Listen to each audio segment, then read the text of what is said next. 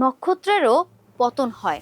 ক্যামেরার ঝলকানি, ভক্তদের উচ্ছ্বাস, একের পর এক সুপারহিট সিনেমা, সবকিছু যখন হাতের মুঠোয় তখন অনেকেরই মনে হয় এই যাত্রা কখনো থামবে না। কিন্তু জীবন কখনো কখনো সবচেয়ে বড় শিক্ষা দেয় বিরতির মধ্য দিয়ে। দক্ষিণ ভারতের জনপ্রিয় অভিনেত্রী সামান্থা রুথ প্রভু যেন তার জ্বলন্ত উদাহরণ। ভারতের ছোট্ট এক শহর থেকে উঠে এসে খুব অল্প সময় তারকা খ্যাতির শিখরে পৌঁছে যান সামান্থা।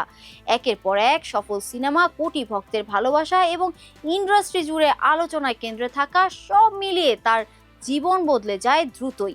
সম্প্রতি এক ভারতীয় সংবাদ মাধ্যমকে দেওয়া সাক্ষাৎকারে অভিনেত্রী বলেছেন, ক্যারিয়ারের শুরুর দিকে সাফল্য তাকে গভীরভাবে প্রভাবিত করেছিল।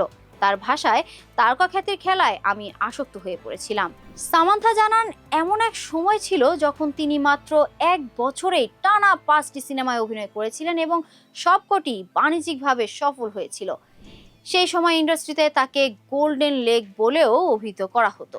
সাফল্যের ধারাবাহিকতায় সামান্থা বিশ্বাস করতে শুরু করেছিলেন যে দর্শকদের প্রত্যাশা পূরণ করতেই হবে। আরো বেশি কাজ, আরো বেশি সাফল্য, আরো বেশি জনপ্রিয়তা, এটাই হয়ে উঠেছিল তার জীবনের কেন্দ্রবিন্দু।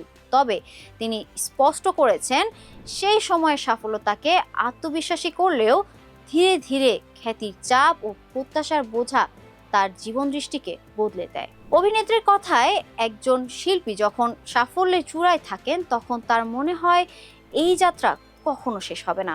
কিন্তু বাস্তবতা ভিন্ন। 2022 সালের অক্টোবরে সামাজিক যোগাযোগ মাধ্যমে সামান্থা জানান, তিনি মায়োসাইটিস নামের বিরল অটো ইমিউন রোগে আক্রান্ত হয়েছেন।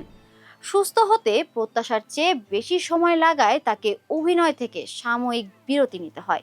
সেই বিরতি তাকে নতুন করে ভাবতে শিখিয়েছে। সামান্থা বলেন, অসুস্থতার পর তিনি উপলব্ধি করেছেন যে অভিনয় জীবনেরও একটি শেষ আছে। আর এই উপলব্ধি তার চিন্তা ভাবনা, জীবনযাপন এবং কাজের ধরনে বড় পরিবর্তন এনেছে। তিনি সিদ্ধান্ত নিয়েছেন, অভিনয়ে ফিরলেও আগের মতো নিরন্তর কাজের পেছনে ছুটবেন না, বরং নিজের শারীরিক ও মানসিক সুস্থতাকে বেশি গুরুত্ব দেবেন। দীর্ঘ বিরতির পর এবার নতুন উদ্যমে ফিরছেন এই অভিনেত্রী। আগামী 19 জুন মুক্তি পেতে যাচ্ছে তার এই নতুন সিনেমা মা ইন্তি বাঙ্গারাম। পারিবারিক অ্যাকশন কমেডি ঘরানার ছবিটি পরিচালনা করেছেন নন্দিনী রেড্ডি। 2019 সালে মুক্তিপ্রাপ্ত ওহ বেবির সাফল্যের পর এই ছবিতে আবারও একসঙ্গে কাজ করছেন পরিচালক ও সামান্থা। হয়তো এটাই সামান্থার নতুন অধ্যায়, যেখানে সাফল্যের সংজ্ঞা শুধু বক্স অফিস নয়, নিজের ভেতরের মানুষটাকেও খুঁজে পাওয়া।